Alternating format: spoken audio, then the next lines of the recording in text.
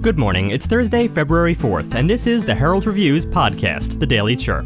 We're excited to bring you a closer look at one of our top stories, events in the community, local history, sports, and more. Today, work at the border has halted, but what's next? But first, a quick message from our sponsor.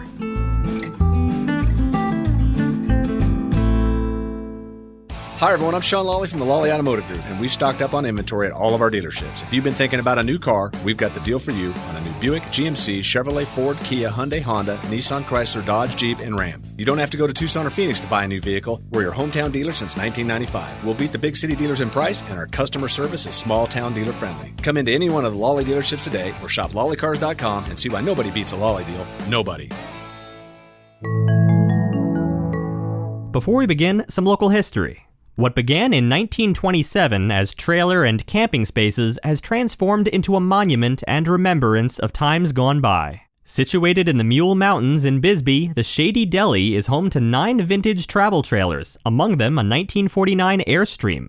Today's history is brought to you by Benson Hospital. Benson Hospital's comprehensive rehabilitation team strives to get you back on your feet and improve your lifestyle, offering physical, occupational, and speech therapy. For more information, visit bensonhospital.org or call 520-586-2262. Now our feature story. There will not be another foot of wall constructed on my administration, number one. Number two, I'm going to make sure that we have border protection, but it's going to be based on making sure that we use high-tech capacity to deal with it.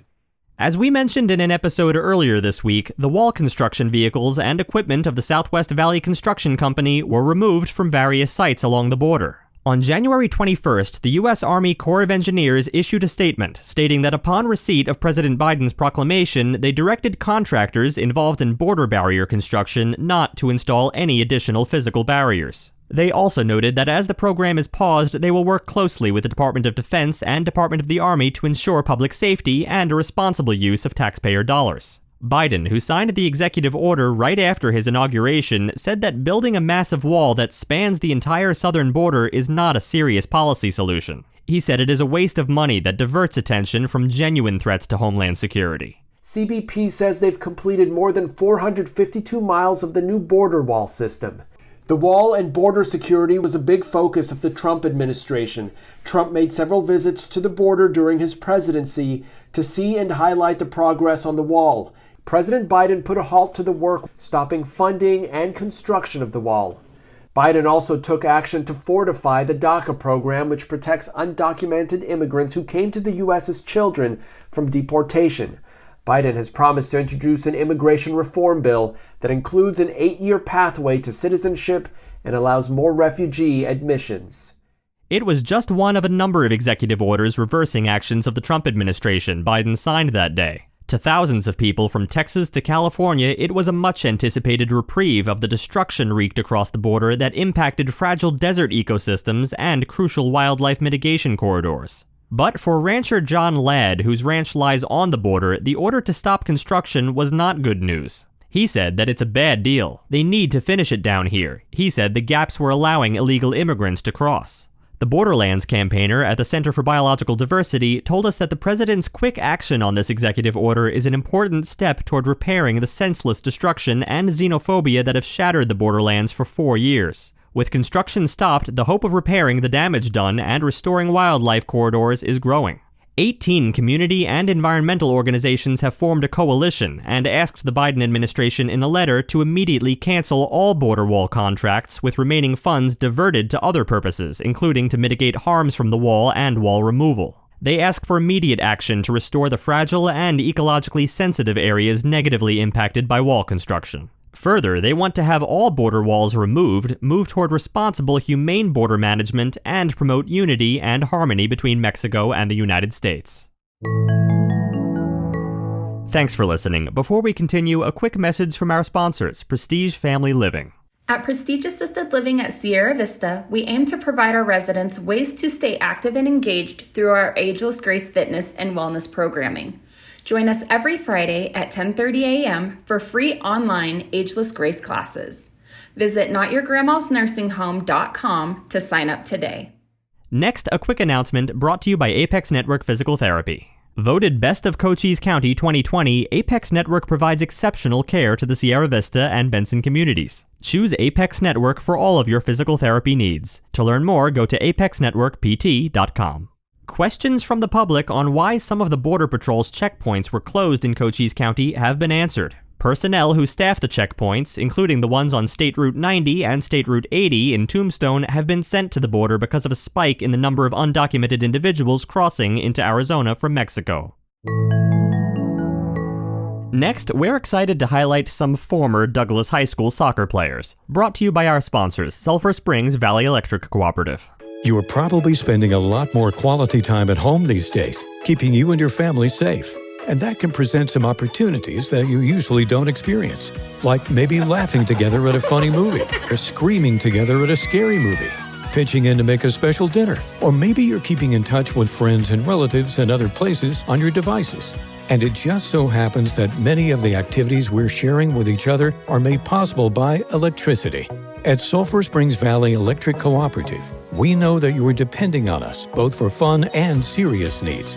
And we want you to know that we're here for you day and night, sunshine or storm, easygoing times or trying times like now, making sure you're getting the power that you need every day to meet your needs. For over 85 years, through all kinds of tough times, we've been there for our members. And even though you may not see us, we're here for you now. Sulphur Springs Valley Electric Cooperative, owned by those we serve. When Douglas High School announced several weeks ago that it was canceling its winter sports season, several athletes began looking at possibly transferring to other schools that offer winter sports. Seniors Miguel Sosa, Oscar Valenzuela, and Joaquin Kiki Escalante, who were vital members of the Bulldogs soccer team that went 19-3-1 last season, were looking to continue playing a sport they are passionate about and possibly getting noticed by a collegiate scout. Escalante has family that resides in the Sunnyside School District in Tucson, which allowed him the opportunity to enroll at Sunnyside High School. Per Arizona Interscholastic Association rules that have been amended this year because of COVID-19, players can transfer to another school and be immediately eligible if their school does not compete in a sports season. This opened the door for Escalante, a midfielder, and Sosa, a striker, to join the Sunnyside soccer team, which plays in the 5A region. Valenzuela joined the team last year. Finally, today we're remembering the life of Patricia Elliott. Pat met the love of her life, Robert Lewis Elliott, as a sophomore in high school, and they married during their college years.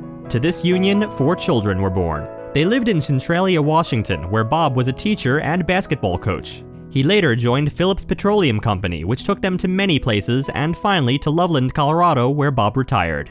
Avid golfers, they searched for the perfect place to live by traveling 2 years in a motorhome until they discovered Sierra Vista. Musically gifted, Pat played the viola and violin through the years and was part of different quartets and ensembles. She loved gardening and feeding any bird that landed in her backyard. What Pat was best known for was sharing her love for Jesus and her active involvement in children's ministry. Each church she attended, she taught Sunday school and children's church faithfully. During the 50s, she taught the Bible in 3 different schools when religious education was still accepted in the public school system. In the early 70s, she was a children's pastor at Calvary Temple in Denver. Through the years, many children were blessed by her passionate and articulate storytelling of God's Word. Pat will be greatly missed. Thank you for taking a moment today to remember and celebrate her life.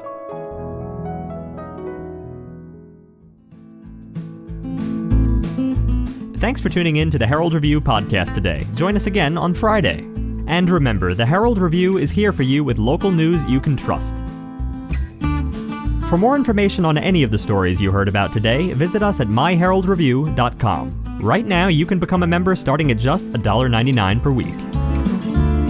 Want to stay up to date on what's going on? Join Neighbor, your trusted neighborhood community. Neighbor is a free online forum you can trust to connect with your community, focus on facts, and make a difference. Join the conversation. Visit nabur.myheraldreview.com.